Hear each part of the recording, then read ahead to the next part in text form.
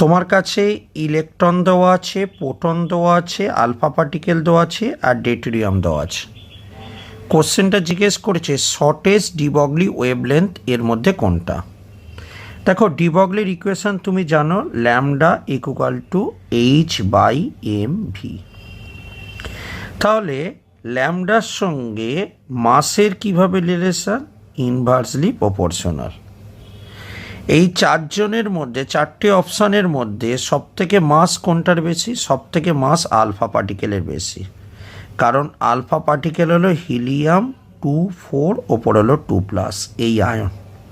তাহলে সবথেকে মাস বেশি এর, তাই তো হিলিয়ামের মাস। আর এগুলো ইলেকট্রনের মাস, প্রোটনের মাস, ডেটেরিয়ামের মাস এগুলো তো খুবই কম হয়। তাহলে সবথেকে মাস বেশি আলফা পার্টিকেলের।